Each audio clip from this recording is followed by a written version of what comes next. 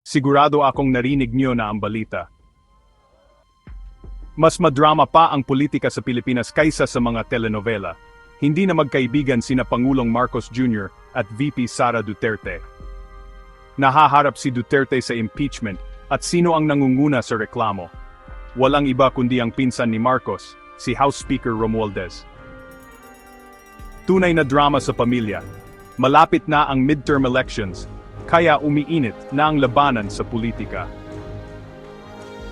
Ang resulta ay maaring magtakda ng kinabukasan ni Duterte sa politika.